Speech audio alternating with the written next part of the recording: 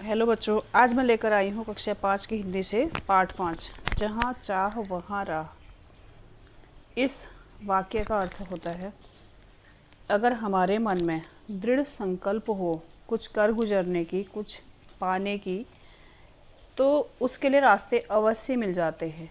चाहे वह कार्य कितना ही कठिन क्यों ना हो, वह मार्ग कितना ही कठिन क्यों ना हो।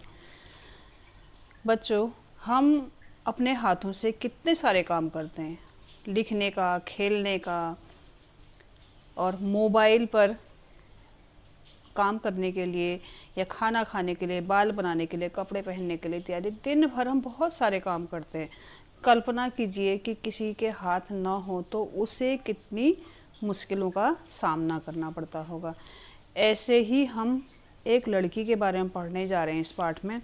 उसका नाम है इला। क्या नाम है उसका? इला सचानी। वह गुजरात की रहने वाली है। उसके हाथ काम नहीं करते, वो हाथों से अपंग है।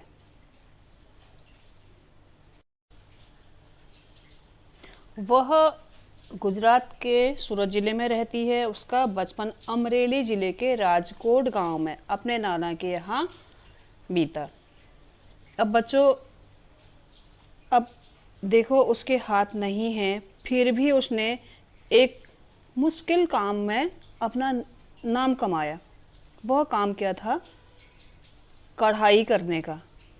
जैसे कि आपको चित्र में दिखाई दे रहा है, ये जो बेल बूटियाँ, पत्ते इत्यादि दिख रहे हैं आपको, ये कपड़े पर बनाए गए सुंदर डिजाइन जो हैं, ये कढ़ाई कहलाता है।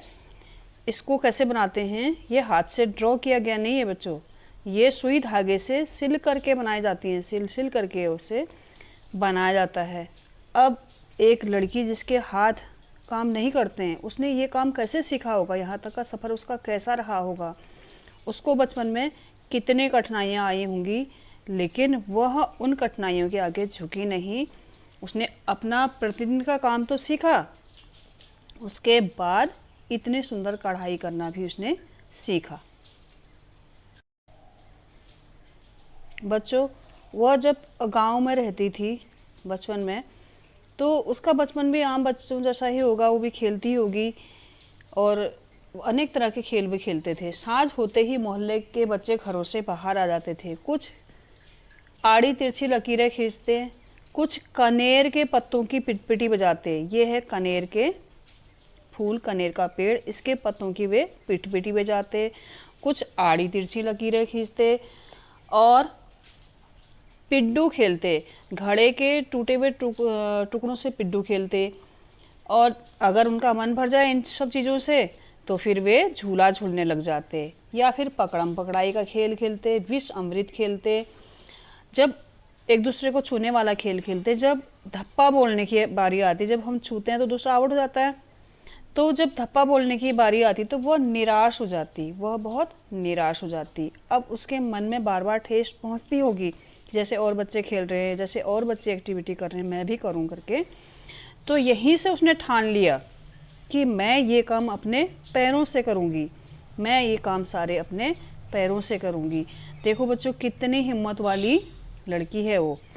अब उसने धीरे धीरे ये सारा काम करना अपने पैरों से ही स्टार्ट कर दिया। जैसे बाल बनाना, फर्श साफ करना, सब्जी इत्यादि काटना, उसने सारा काम वो अपने पैरों से ही करने लगी थी। और वो खाना भी पैरों से ही खाने लगी। और यहाँ तक बच्चों कि उसने लिखने का काम भी पैरों से ही स्टार्ट कर दिया। अब जब 10वीं की परीक्षा की बारी आई, तो बच्चों वो पास नहीं कर पाई। क्यों? क्योंकि उसको ये नहीं पता था कि ऐसे बच्चों को एक सहायक मिलता है और अतिरिक्त समय मिलता है, एक्स्ट्रा टाइम मिलता है। वहाँ एक लिखने के लिए कोई सहायक मिलता है। अगर उसका कोई लिख देता, सहायता कर देता, तो वो पास हो जाती। इसका उसे जिंदगी भर मलाल था।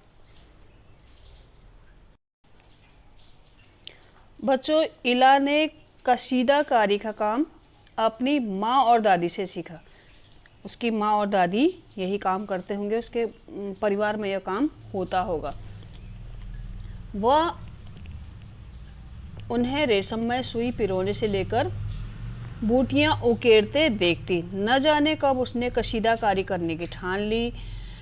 यहाँ भी उसने अपने पैर के अंगूठे का सहारा लिया। दोनों अंगूठों के बीच में सुई थामकर कच्चा रेशम पिरोना कोई आसान काम नहीं था। पर कहते हैं ना, जहाँ चाह वहाँ राह। उसके विश्वास और धैर्य ने कुदरत को भी झुठला दिया। कुदरत ने तो उसको अपंग बनाया था, उसने हार नहीं मानी, उसने काम सीखा और यही काम करके वो बहुत प्रसिद्ध हुई। लोग उसका जानने लगे। अगर वो प्रसिद्ध नहीं होती बच्चों, अगर वो कठिन काम नहीं कर लेती, अगर वो हार मान लेती, तो आज हम थोड़ा ना उसे पहचानते। आज हमारे पाठ में उसका नाम है, इसलिए तो हम जान रहे हैं। कठिन काम कर रखा है उसने, कुछ ऐसा किया जैसे आम आदमी नहीं कर सकते हैं।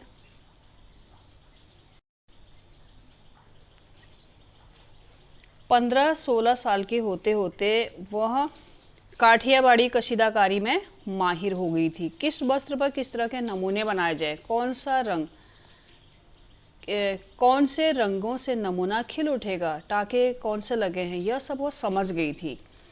अब आगे जो उसने सीखा, अपने माँ और दादी से जो सीखा, उसमें भी उसने अपनी तरफ से कुछ ऐड किया। वो 2-3 तरह की कढ़ाई को मिक्स करके नया डिजाइन बना देती थी। जैसे कि अलग अलग तरह की कढ़ाइयाँ होती हैं, जो ये आपको सामने पे दिख रहा है, ये काठियावाड़ी है और ये चिकनकारी और ये ज्यामितीय डिजाइन वाली कढ़ाई है। तो वो इन सब को मिक्स करके किसी नयापन के साथ उसको प्रस्तुत कर देती। तो यह नयापन, यह नवीनता सभी को पसंद आई। इला के पांव अब भी नहीं रुकते हैं। आंखों में चमक, होठों पर मुस्कान और अनूठा विश्वास लिए वह सुनहरी रूपहली बूटियां उकेरने में थकती नहीं है। तो इसी के साथ बच्चों यह पाठ समाप्त हुआ। धन्यवाद।